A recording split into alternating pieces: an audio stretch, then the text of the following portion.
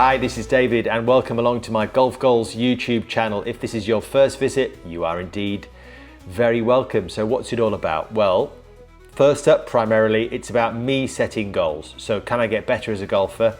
Can I go and play some great courses all over the world? And can I take you along for the ride as we go and visit not just great courses, but also new places, new locations, new hotels, new resorts as well that could be on your spotlight in the future. So first up, I want to talk about a trip I took this summer to Scotland and to the Mull of Kintyre, a place I'd never been before. And I have to thank Azalea for getting in touch and setting this trip up for me. And to Ian Ferguson, the resort director at this place, which I'd heard of but didn't know too much about in truth. And that is Machrihanish Dunes and the Ugadale Hotel, which is part of the same family. And the Ugadale Hotel actually is right next to the Machrihanish Golf Club. So you're talking about two amazing golf courses which are ranked, I think, top 25 in Scotland within this really small proximity. And within also Kintyre are these other courses which, while I was there, I had to make the most of as well, getting out to Dunaverty and Carradale and even the Isle of Gigha, which I'm not sure too many of you will know too much about. But I'm going to try and wrap up what this trip was like for us. And first of all, talk about how we actually got there, because if you look on the map at Kintyre, it's this peninsular strip that comes down on the west coast of Scotland. And ordinarily to get there, you'd have to probably drive from like a central city like Glasgow, which would take you 3.5 hours. Amazing drive up past Loch Lomond and round the corner and down. Amazing. I've not done it, but amazing, I'm told, in terms of the views and the mountains. Really spectacular, but it can be quite slow. An alternative would be, if you're in London like I am, to fly up to Glasgow on any kind of carrier and then get a little shuttle flight. I think there's perhaps one, maybe two a day, I'm not sure. But it's a quick flight, but it's a tiny airplane and it's not for everybody's liking because it is so small, but actually quite special if you have made the trip. They do those from Glasgow and also from Edinburgh, and you fly to Campbelltown. What was special about this trip was, for the first time, there was a charter flight being laid on by Loganair directly from London Gatwick. Yeah, it was a small airplane. There were 35 of us on this first special charter. In the air above the clouds, it felt like any normal airplane that you would go on any summer holiday. And then it was about an hour or so, you started to get the views of the islands below, the Hebrides that you could just start to make out as you left mainland Scotland and sort of turned left. And then coming into Campbelltown itself, it was really exciting because this is a place that's completely new to me, and only in my research for the trip did I start to learn much more about it. It's a special area in terms of whiskey, and that's why a lot of people are on this trip, because they wanted to know lots more about the whiskey offering and the whiskey storage facilities that are up there for those who invest in it as well. And for me, it was purely about the golf. Wow, what an amazing greeting. I don't think this ever happened. In fact, it's never happened to me before, where you get off the airplane and you're greeted by two pipers. That was really special to me. It felt like you'd arrived in Scotland. And then, of course, there was the obligatory whiskey tasting upon arrival, which was very nice indeed and well received after the flight. But for us, we had our own agenda. I think it was 4 o'clock in the afternoon when we got there, maybe even a fraction later. But we had a mission to kick off our trip with some golf. So the nearest course to the airport at Campbelltown is Machrihanish Dunes, as luck would have it. We jumped in a people carrier, through a few country lanes, past a couple of working farms, and then you saw the sign to Machrihanish Dunes, turn off down this little bumpy road, and you start to see this amazing links land in front of you. And I timed it from getting into the people carrier and getting out at Machrihanish Dunes from the airport was 7 minutes. 7 minutes. I mean, there are not many places in the world that you can do that. In fact, are there any? I'd love to know, because I want to try it, because I love that feeling of that lack of faff when you get off an airplane. that you can just pick up your golf bag and away you go. We decided, with it being quite late already, that we just play the front nine and film it and document it for the Golf Goals YouTube channel, which we've done. I was really impressed. And the big thing about Machrihanish Dunes is that it's a new course. It only opened in 2009, and it's just been amazingly put together by Dave McKinley-Kidd, and it just feels like it's been there forever, which is the greatest compliment I think that I could pay it. He's talked before about the fact that the golf course is of the land. You know, we've not tried to build something that wasn't already here. So everything is natural, apart from 7 acres of land that they moved around in terms of tee boxes, I think, and some of the green complexes as well. Quite a lot of blind shots. So we needed our course guide that took us around. And I think it's one of those courses that if you played it another time, you'd get even more out of it. But even at a first look, it was really good, in great condition. We were really pleased to be able to go back a couple of days later to play the back nine, just to see what the whole thing looked like. On that second visit, we had a local to accompany us, who's Isla Meadows, who was also on the trip, and Isla got to know across the weekend, and so we said, shall we play some holes together? She was great company, really good golfer from a golfing family. We had a 3-hole match, which you can find on the Golf Goals channel as well.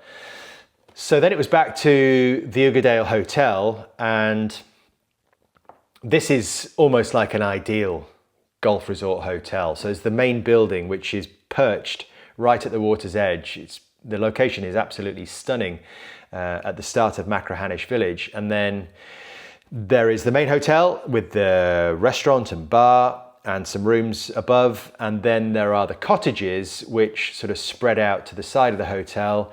And I'd say they're almost perfect for traveling golfers. So I stayed in a 2-bed cottage with my friend Josh, and we had our own very large bedroom with ensuite each, and a really nice shared living area, and with a little kitchen and table. Everything that you could possibly want and need was there.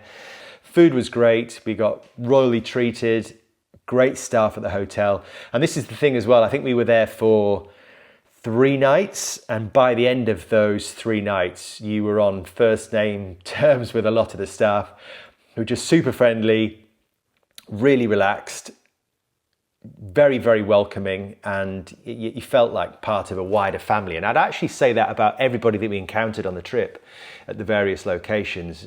One of the friendliest places that I've ever been to. So from the hotel, you could see the first tee of the Machrihanish Golf Club, which just is an incredible championship course and known to be one of the greatest opening holes at any golf club anywhere, because you are hitting straight across the beach, straight across the Atlantic Ocean on the first tee, because it's a dogleg left, and you have to get your line absolutely spot on. I didn't. I thought about it so much, because you're literally walking from the hotel to the first tee in, 30 seconds. Just incredible. You know, the convenience, the location. I was in the course guide, I was thinking, right, if I aim for that bunker there, and I just picked the wrong bunker. So what I thought was a maybe 220 carry, it was actually more likely going to be a 290 carry. So guess what? I was playing my second shot from the middle of the beach. And do you know what? Of course, I would love to have carried it, and it would have been amazing, and you'd have had a great memory, but it's actually just as great a memory, the fact I was playing on the beach on my second hole at such an iconic golf hole, and didn't hit a bad shot either off the beach. So I was pretty pleased with that. I thought the front nine at the Machrihanish was very, very special. Front nine leads you out across the sea, and then you turn and you come back. But of course, the opening 9 holes, you are hugging the coastline, and yeah, I thought that was really, really good.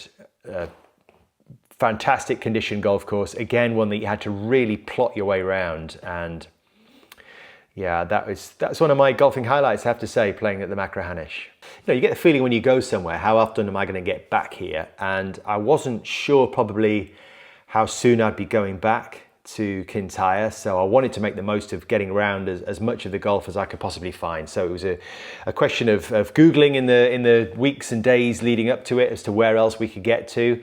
And we managed to secure a car, which wasn't the easiest thing to do, all by legal means. And again, massive thank you to resort director Ian Ferguson.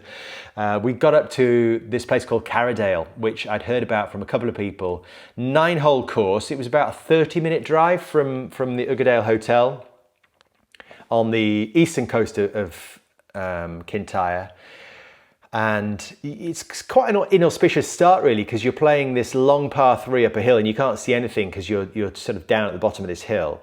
And you get to the top of the hill, panting and out of breath, as I was. And then, wow, suddenly the course reveals itself to you and these amazing views reveal themselves to you. And this was one of the highlights of the trip. The golf course itself was great fun, very short 9 holes. No par 5s, but a little golfing test because the greens were small. But this was a £20 golf course, and I think would be one of the best value golf courses that I have played in my entire life. 20 quid to play these 9 holes with these amazing views was absolutely something else, and I loved and cherished my visit to Carradale. And I also have to mention 2 other things about those 9 holes. One was there was a group of there was a German family. They're on a walking holiday that parked themselves by the second green, and I'm not normally warm by the second hole, so I was a little bit worried when I had to play this shot in how close they were to my landing zone. But I hit a good shot onto the green, or just off the green, and then they said we're not leaving because their sons wanted to see how you get the ball in the hole. So I had a 40-foot putt with a big slope, and yeah, it went in, which surprised everybody, most of all me. And the other thing was, on the last hole, I needed a birdie to go round level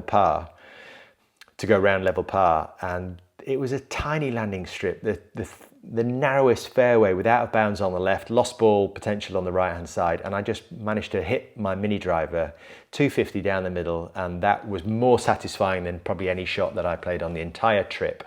So that was Carradale. So the next day was an even bigger adventure to the Isle of Gigha, tiny island, just 6.5 miles long by a mile wide, and not all the searches were going overboard about the golf course that was there, so we were a little unsure what we would find, but we felt it was worth making the effort to get there. And the only way that you get there is by the ferry from Tainlone, which is, again, half an hour up the coast from the hotel base that we were staying at. Unfortunately, we missed the first ferry because it was so crowded. Managed to, having waited around for an hour, to catch the next one. 20 minutes across the water. Again, just beautiful views everywhere. And then this little island idyll, stunning little place. The golf course itself was very, very quirky. It felt like we were the first visitors there for quite some time. I'm not sure whether we were or not, but we found a little hut and we put our money in the box, 20 quid again, and off we went. And it took a little bit of navigation, working out which way we were going. Not too many signposts, but again, some really fun holes. We didn't, to be honest, take the golf very seriously. It's not that sort of place. It's really good holiday golf. And again, it affords you amazing views of everything that's around you in that part of Scotland, which is just so special. I think the almost the highlight of the trip was what came afterwards, because we found this food place called the Nook, which is a little hole in the wall doing seafood, all sorts of different varieties, but we had eyed up this amazing crispy prawn bap, which sounded unbelievable and tasted even better. Just one of the nicest bits of food I think I've had for a long, long time anywhere. So it was almost worth it for that. And also the drink at the boathouse, which is right on the water. Incredible location.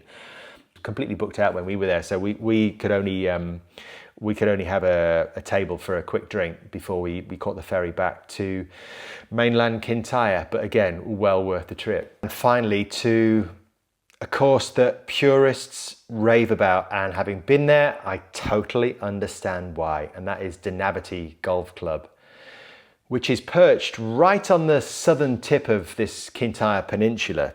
The most dramatic natural landscape with the rocks, with the views out to Northern Ireland, the islands that you can see dotted around the place, and this golf course which runs through some farmland, so there are cows around, which explains why some of the greens, before you cross over the stream, which forms a natural barrier to the cattle, are protected by electric fences. So thankfully, I mean, we got an amazing welcome when we went there, and that was part of what made it really special for us. And one of the members, Sam, talked us through the routing and what we should look out for, some of the local rules.